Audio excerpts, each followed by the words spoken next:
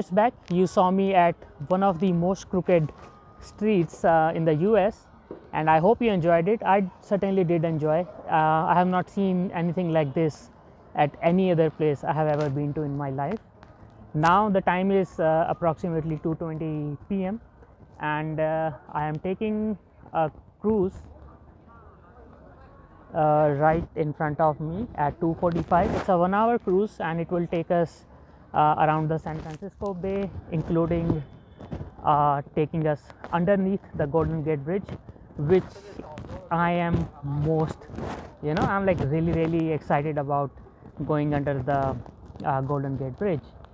And I have paid $90 for 3 people, which I think is reasonable for 1-hour tour. And once I get on the boat, it's going to be noisy because of the noise of the engines, as well as because of the wind. So I will not be doing any audio recording, and whatever you hear during my my cruise time, that would all be done as a voiceover. So hopefully I will be able to do a good job, and then we'll see. And that's my parents waving at me.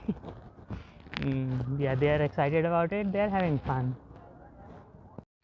Now in a little while you will see the Golden Gate Bridge, the icon of the city of San Francisco, and one of the most photographed and one of the most recognizable bridges anywhere in the world.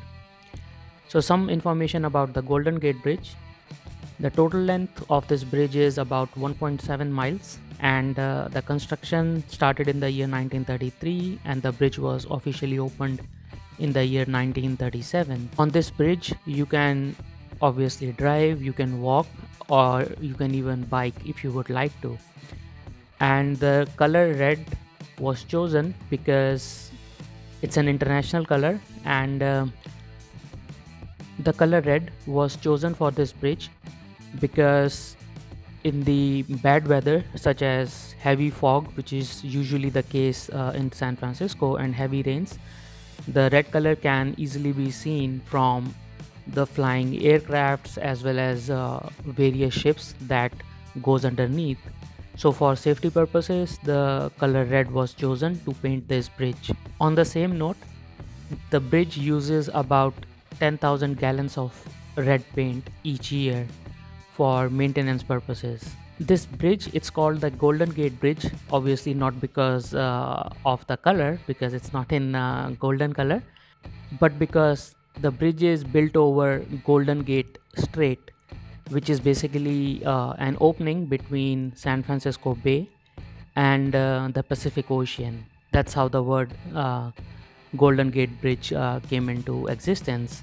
This bridge is not the longest bridge in the world, but it is still very famous because when the bridge was first opened in the year 1937, at that time it was the longest and the tallest suspension bridge anywhere in the world.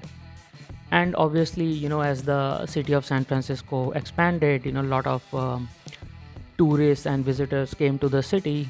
They would recognize this massive and impressive structure. So the bridge would carry its fame all across the world through these visitors, and that's how the Golden Gate Bridge has become so popular. Now on personal basis, I am really thankful that this year, specifically within last 3 months, I was able to see 2 of the most iconic bridges in the world. One of them is Golden Gate Bridge, which I am showing to you right now, and the second one is Confederation Bridge that connects mainland Canada to Prince Edward Island. If you remember, I was visiting Maritimes Canada earlier in September this year, and I dedicated one full video to the Confederation Bridge, which is the longest bridge in the world that is built over icy water, and the length of that bridge is about 8 miles. So if you have not seen that video, I recommend going to my channel and find it in the playlist for my Maritimes Canada trip. I'm sure you would enjoy it a lot as much as I did.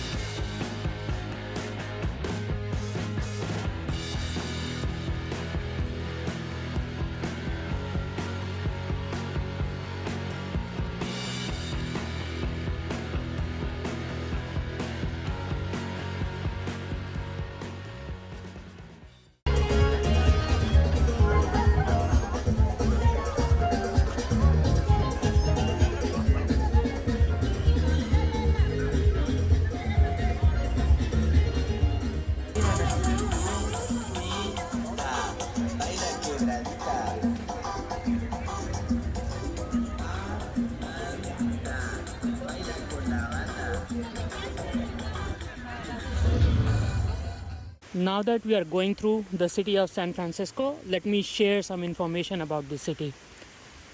San Francisco is named after Saint Francis, and it's a Spanish word. San Francisco, it's also known as SF, the city, SFO, San Fran, and Frisco. So there are many names of the city. What I have experienced that this city is a mix of contemporary architecture as well as historic architecture. San Francisco, it's known for its IT industry. Like most of the big IT companies, Amazon, Facebook, Salesforce, Twitter, you name it, they have their offices here. And it is the most expensive city in the US. You would be surprised, it surpassed New York as the most expensive city like 5 years ago, and has been like that since then. Since it is the most expensive city in the US, it does have a dark side to it. That's there are a lot of homeless people. I have seen homeless people in many cities, and a lot of them in New York, but the number of homeless people I saw here in San Francisco, it was mind-boggling. They are like streets filled of them. That's really, really sad. And given the fact that it's so expensive to live here, unless you are making a lot of money, it's very difficult to survive. Nevertheless, let's move on to something positive and good. San Francisco, it's the fourth most populous city in California and 17th most populous city in the entire US. And a lot of tourists come here, and when I planned my trip to San Francisco, the whole idea behind was to see the Golden Gate Bridge. But when I came here, we took this trip to Yosemite yesterday, which you have already seen. There is a lot in this city to do, and once you go through the entire series of my SFO trip, you would come across that, and you would hopefully appreciate like I am appreciating.